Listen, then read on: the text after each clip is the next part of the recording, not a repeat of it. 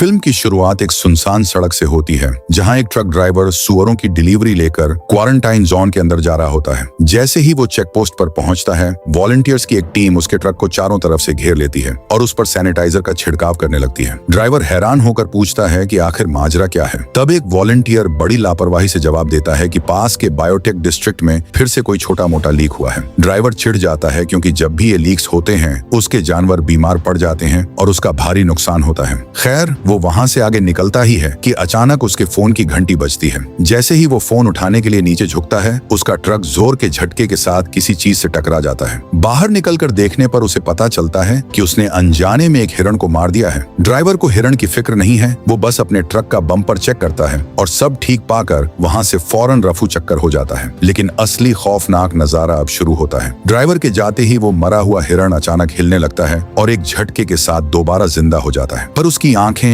आंखें बिल्कुल सफेद और डरावनी हो चुकी होती हैं, जो इशारा दे रही हैं कि कुछ बहुत बुरा होने वाला है। सीन शिफ्ट होता है जेन नाम के एक फंड मैनेजर पर, जो अपने क्लाइंट्स को शेयर्स और इन्वेस्टमेंट की सलाह देने में माहिर है। काम के दौरान उसकी नजर एक खबर पर पड़ती है जहां एक रिजर्व वायर में हजारों मछलियां रहस्यमयी तरीके से मरी हुई पाई गई हैं। जेन को खतरा महसूस होता है और वो तुरंत अपने असिस्टेंट किम को फोन करके एक केमिकल कंपनी के सारे शेयर्स बेचने का हुक्म देता है। किम उसे चेतावनी देता है कि इससे मार्केट में भारी नुकसान होगा, पर जेन बिना किसी सवाल के उसे अपनी बात मानने पर मजबूर कर देता है। पर्सनल लाइफ में भी जेन की हालत ठीक नहीं है। पार्किंग लॉट में वो अपनी एक्स वाइफ से अपनी बेटी सुइन की कस्टडी को लेकर बहस कर रहा है। उसकी पत्नी चाहती है कि सुइन अपना जन्मदिन माँ के साथ मनाए, पर जेन अपने बिजी शेड्यूल की वजह से कोई साफ जवाब नहीं दे पाता। घर पहुंचकर जेन देखता है कि सुइन चुपके से अपनी माँ से फोन पर बात कर रही है और वहां जाने के लिए रो रही है। जेन उसे मनाने की कोशिश करता है और उसे एक तोहफा देता है, लेकिन उसे तब शर्मिंदगी महसूस होती है जब उसे पता चलता है कि उसने अपनी बेटी को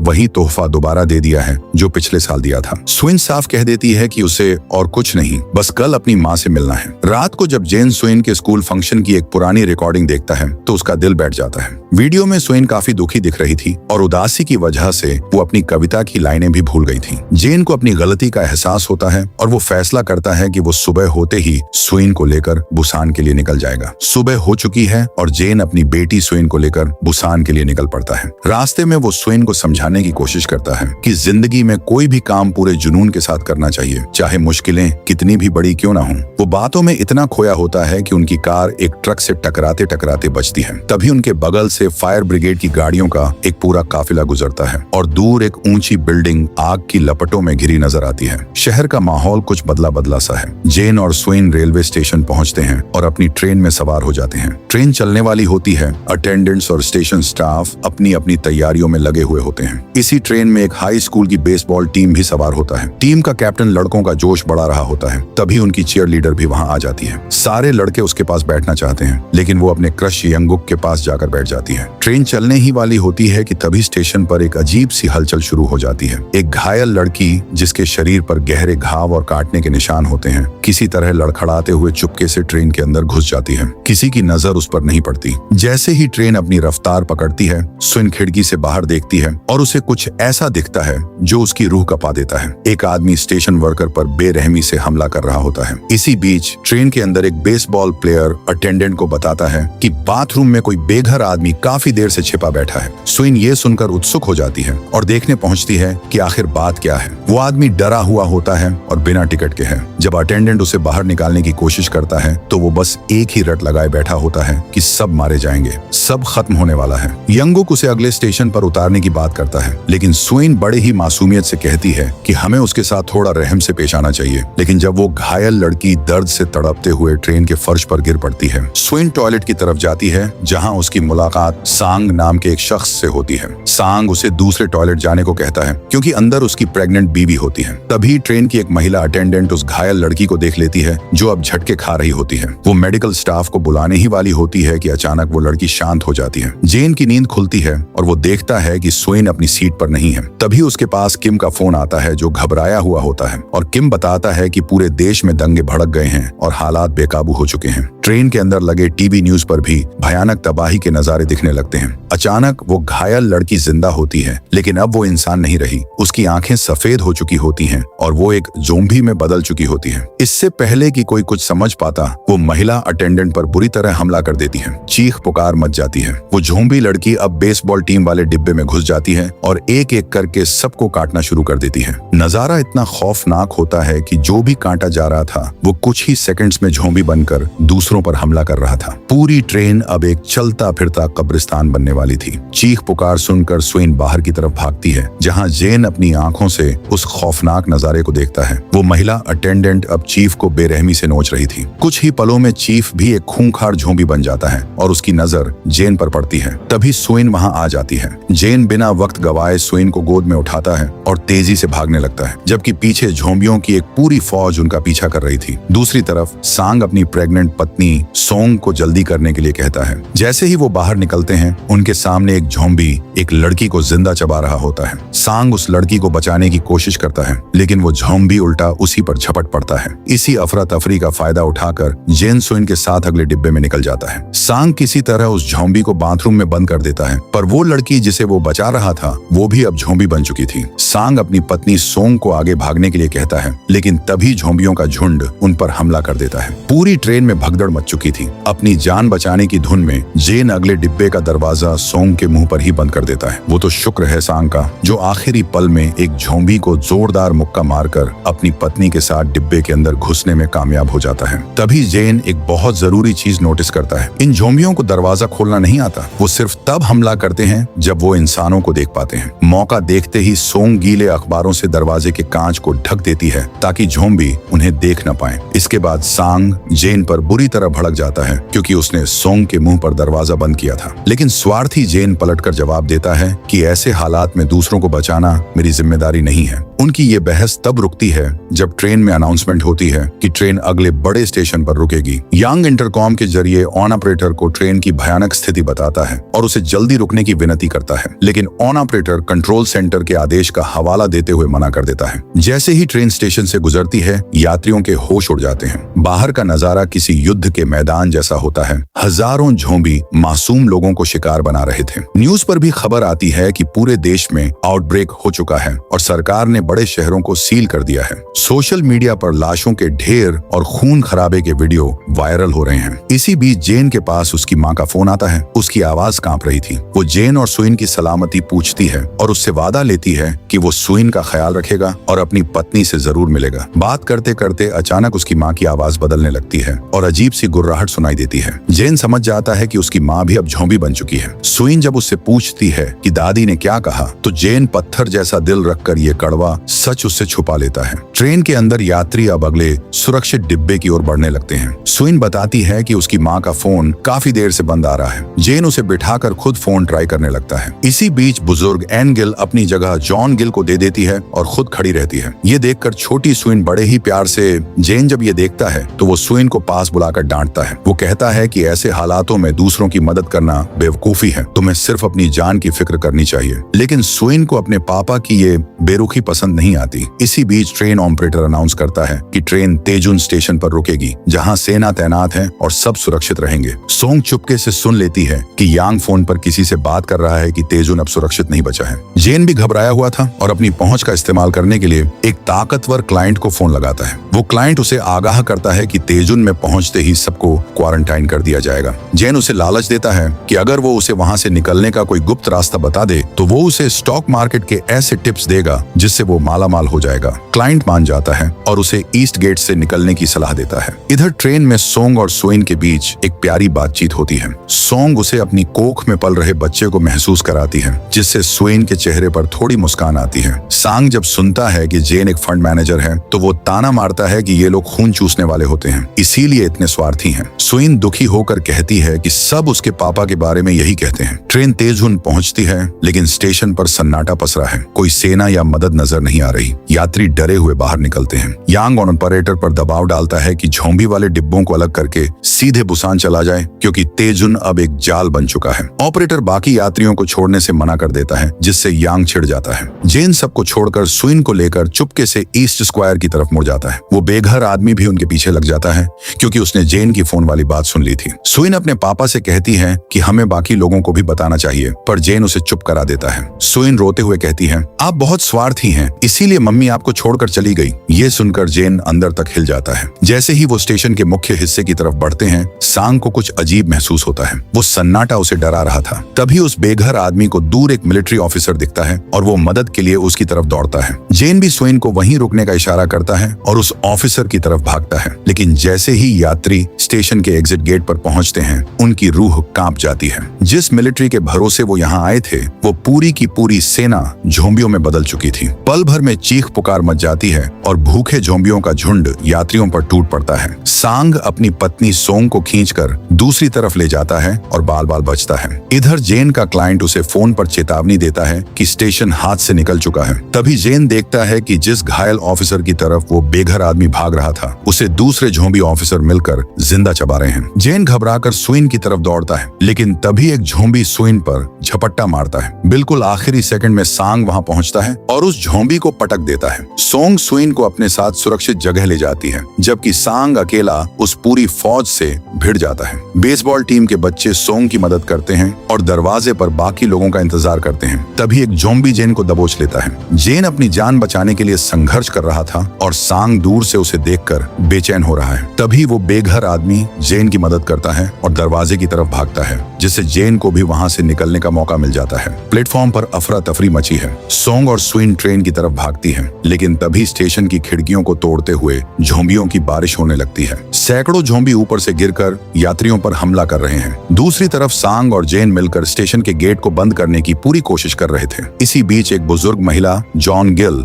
भीड़ में फंस जाती है। सोंग और सुइन उसे बचाने की कोशिश करती है। ठीक उसी वक्त ट्रेन चलना शुरू कर देती है। जीन और बाकी अटेंडेंट आखिरी पल में जॉन गिल को खींचकर ट्रेन के अंदर कर लेते हैं। सोंग, सुइन और वो बेघर आदमी भी मौत के मुंह से निकलकर आखिरी सेकंड में डिब्बे के अंदर पहुंच जाते हैं। ट्रेन की रफ्तार बढ़ रही थी और बाहर अभी भी सांग और जेन संघर्ष कर रहे थे। ट्रेन के अंदर यांग चिल्ला रहा था कि ट्रेन रोको, हमें अभी निकलना होगा, लेकिन जीन अपने दोस्तों के लिए और इंतजार करना चाहती थी। भारी मन से अटेंडेंट तुरंत निकलने का आदेश देता है। एक खौफनाक लड़ाई के बाद सांग किसी तरह दरवाजा लॉक करता है और वो ग्रुप दौड़ती हुई ट्रेन की तरफ भागता है, लेकिन झोंबी पीछे नहीं हटते। वो कांच तोड़कर उनके पीछे लग जाते हैं। रास्ते में 2 बेसबॉल प्लेयर्स मारे जाते हैं, जिसे देखकर यंगुक सदमे में जम जाता है। जेन उसे झकझोर कर होश में लाता है और उसे ट्रेन पर चढ़ाता है। अब सिर्फ सांग बाहर बचा था। जेन ट्रेन के दरवाजे से अपना हाथ बाहर निकालता है। सांग अकेले ही उन झोंबियों की फौज को लात घूंसों से पीछे धकेलता है और एक लंबी दौड़ लगाकर जेन का हाथ थाम लेता है। आखिरी पल में सांग ट्रेन के अंदर खींच लिया जाता है और ये ग्रुप एक बार मौत से बच जाते हैं। तभी ट्रेन ऑपरेटर को कंट्रोल सेंटर से एक राहत भरी खबर मिलती है। सेना ने बुसान को पूरी तरह सुरक्षित कर लिया था, लेकिन ट्रेन के अंदर मौत अभी भी ताक लगाए बैठी थी। सोंग जैसे ही अपने पति सांग को फोन करने वाली होती है,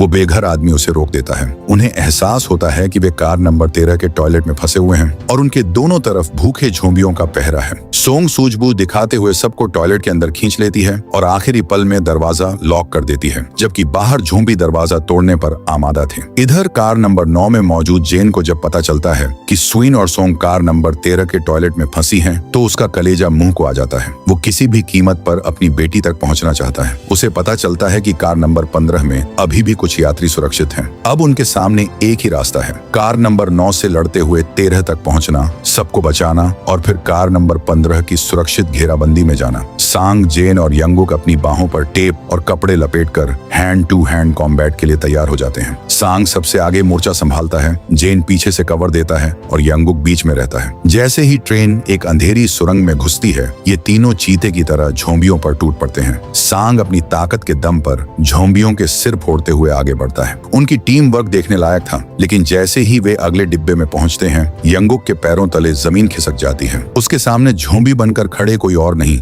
बल्कि उसके वही दोस्त हैं जिनके साथ वो कुछ देर पहले हंस खेल रहा था। वो सदमे में जम जाता है। सांग उसे धक्का देकर किनारे करता है और अकेले ही उन झोंबियों से भिड़ जाता है। जेन भी अपनी पूरी जान लगाकर सांग का साथ देता है, लेकिन झोंबियों की संख्या बहुत ज्यादा था। तभी किस्मत उनका साथ देती है। ट्रेन एक और सुरंग में दाखिल होती है और चारों तरफ घना अंधेरा छा जाता है। जेन एक और जरूरी बात नोटिस करता है, अंधेरे में झोंबी अंधे हो जाते हैं, वे सिर्फ आवाज का पीछा करते हैं। जेन दिमाग लगाता है और एक बैट को दूसरी तरफ फेंक देता है। उसकी आवाज सुनकर सारे झोंबी उस तरफ भागते हैं, जिससे हमारे हीरोज को छिपकर निकलने का रास्ता मिल जाता है। वे मौत के मुंह से बाल बाल बचते हुए आगे बढ़ते हैं। जैसे ही ट्रेन सुरंग से बाहर आती है, उजाला होते ही झोंबी फिर से सक्रिय हो जाते हैं। लेकिन तब तक ये तीनों कार नंबर 13 के पास पहुंचते ही जेन देखता है कि अगला डिब्बा झोंबियों से खचाखच भरा है। वो एक और मास्टर प्लान बनाता है। वो सांग का फोन लेता है और अगली सुरंग का इंतजार करता है। जैसे ही अंधेरा होता है, वे सब दबे पांव डिब्बे में घुस जाते हैं। जेन सांग के फोन को दूसरी दिशा में सरका देता है और उस पर रिंग करता है। फोन बजते ही सारे झोंबी उस आवाज की तरफ लपकते हैं और इसी बीच हमारा ग्रुप सुरक्षित तरीके से टॉयलेट तक पहुंच जाता है। वहां पहुंचकर स्वेन अपने पापा के गले लग जाती है। सबकी आंखों में खुशी के आंसू थे।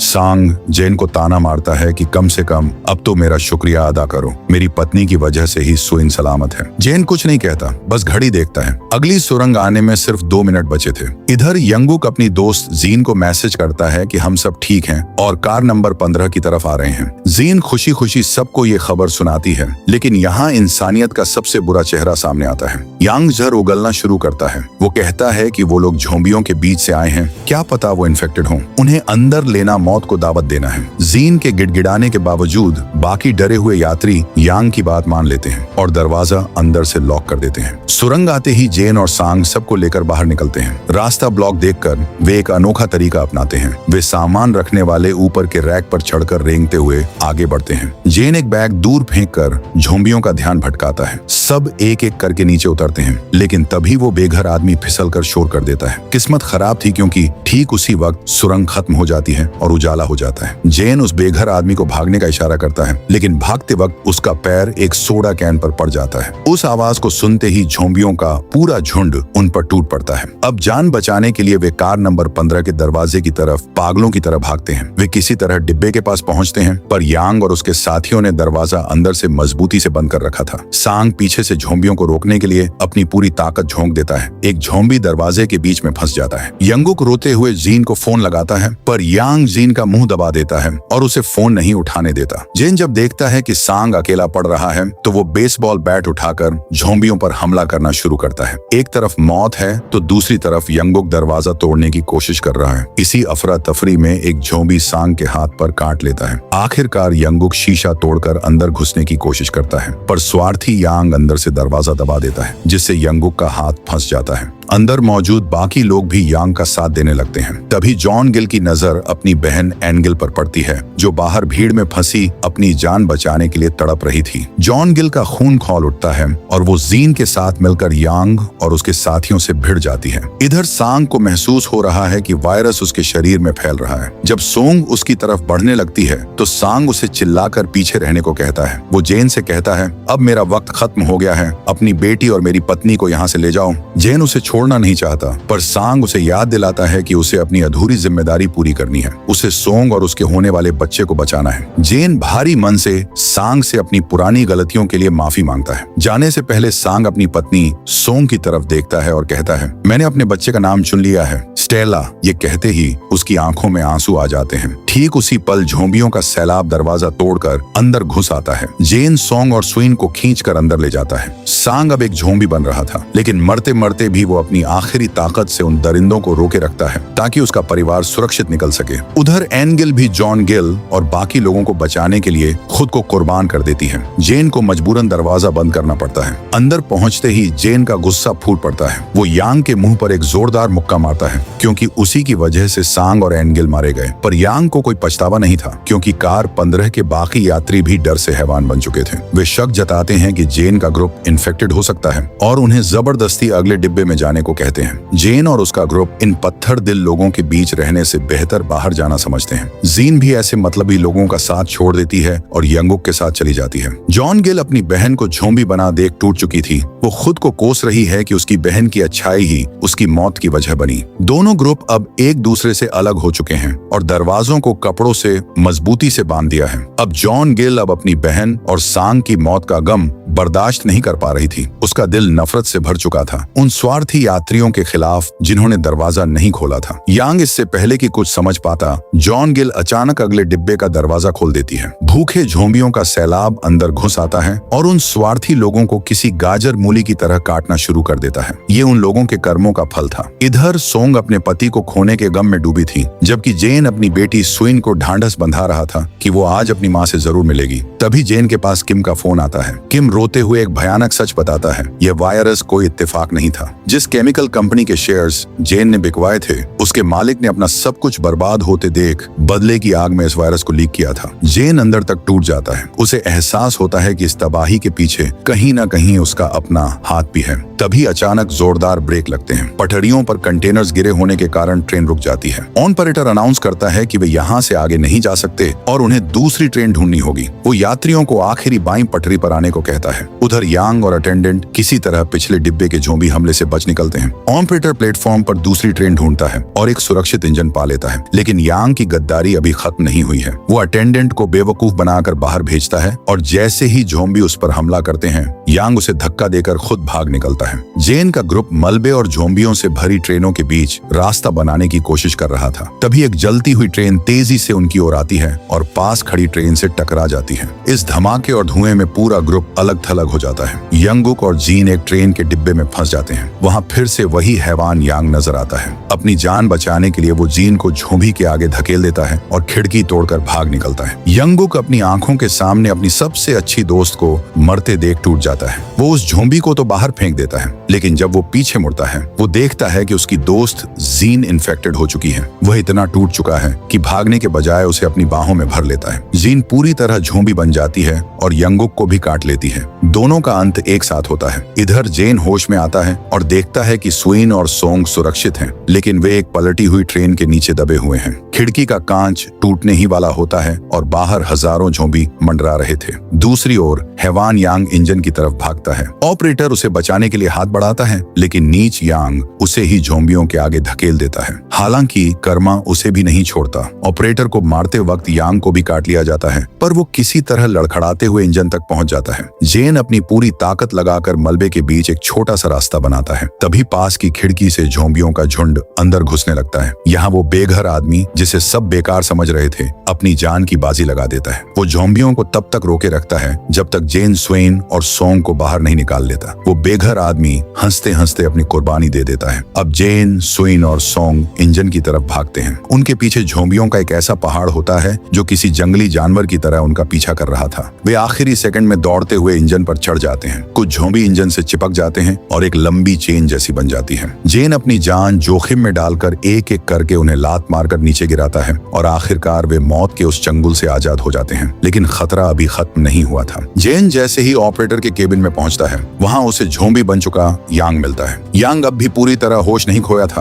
वो रोते हुए जेन से मदद मांगता है, लेकिन अगले ही पल वो एक खूंखार दरिंदे में बदल जाता है। जेन और यांग के बीच जिंदगी और मौत की जंग शुरू होती है। जेन उसे सोंग और सुइन से दूर रखने के लिए अपनी पूरी जान लगा देता है। लड़ाई के दौरान जब यांग सोंग पर हमला करने वाला होता है, तो जेन उसे बचाने के लिए बीच में आ जाता है और इसी कोशिश में यांग उसके हाथ को बुरी तरह काट लेता है। जेन को एहसास हो जाता है कि अब उसका अंत करीब है। वो बड़ी चालाकी से खुद को और यांग को एक चेन से बांधता है और इंजन से बाहर कूद जाता है। यांग नीचे गिर जाता है और जेन खुद को बचाते हुए वापस ऊपर आता है, लेकिन जहर उसकी नसों में फैलने लगता है। वो आखिरी बार सुइन और सोंग को केबिन में ले जाता है। वो सोंग को ब्रेक मारना सिखाता है और उससे वादा लेता है कि वो सुइन का ख्याल रखेगी। वो अपनी नन्ही बेटी से झूठ बोलता है कि वो सोंग के साथ रहेगा और बुसान पहुंचते ही उसे उसकी मां मिल जाएगी। लेकिन इंजन के अंदर का नजारा देखकर किसी का भी कलेजा फट जाए। सुइन अपने पिता का हाथ छोड़ने को तैयार नहीं है। वो रो रही है, चिल्ला रही है, पर जेन जानता है कि अब उसके पास बहुत कम समय बचा है। वो भारी मन से सुइन का हाथ छुड़ाता है और रोते हुए केबिन से बाहर की तरफ भागता है। सोंग फूट फूट कर रोती हुई सुइन को पीछे पकड़ लेती है ताकि वो अपने पिता के पीछे न जाए। जेन के पास अब बस कुछ ही सेकंड्स बचे हैं। उसकी आंखों के सामने धुंधलापन छा रहा था और नसों में वायरस दौड़ रहा था। मौत के करीब पहुंचते ही उसे वो दिन याद आता है जब सुइन पैदा हुई थी। वो खुशी, वो मासूमियत। सुइन और सांग से किया हुआ अपना वादा पूरा करते हुए जेन के चेहरे पर एक सुकून भरी मुस्कान आती है और वो खुद को ट्रेन से नीचे गिरा देता है। एक पिता ने अपनी बेटी की जिंदगी के लिए खुद को कुर्बान कर दिया। ट्रेन चलती रहती है और आखिरकार बुसान स्टेशन के करीब पहुंचकर रुक जाती है। सोंग और सुइन लड़खड़ाते हुए इंजन से नीचे उतरती हैं। दूर एक सुरंग था जहां सेना की टुकड़ी मोर्चा संभाले खड़ी है। जैसे ही ये दोनों अंधेरी सुरंग की तरफ बढ़ती हैं, सैनिकों को शक होता है कि कहीं ये झोंबी तो नहीं। कमांडर का आदेश आता है, निशाना लगाओ और शूट कर दो। सैनिकों की उंगलियां ट्रिगर पर होता है। मौत बस 1 सेकंड दूर था। तभी अचानक सोंग के रोने की आवाज के बीच सुइन वही कविता गाने लगती है जिसे वो अपने स्कूल फंक्शन में भूल गई थी। वो सिसकते हुए अपने पिता की याद में गा रही थी। उसकी मासूम आवाज और वो गाना सुनकर सैनिकों को यकीन हो जाता है कि ये झोंबी नहीं बल्कि जिंदा इंसान है। सैनिक तुरंत अपनी बंदूकें नीचे करते हैं और उन्हें बचाने के लिए दौड़ पड़ते हैं। हजारों लाशों, अपनों के बलिदान और रूह कपा देने वाले संघर्ष के बाद इस खौफनाक सफर से सिर्फ सोंग और सुइन जिंदा बच पाती हैं। तो ये था इस फिल्म की कहानी। अगर आपको यह कहानी पसंद आई तो हमारे चैनल को सब्सक्राइब करें और सभी नोटिफिकेशंस ऑन कर दें ताकि आप हमारी कोई भी वीडियो मिस न करें। इसके साथ ही अगर आप ऐसी ही बेहतरीन मूवी एक्सप्लेनेशंस देखना चाहते हैं तो इस वीडियो को लाइक करें और कमेंट्स में यस जरूर लिखें। मिलते आई एम लेजेंड मूवी के साथ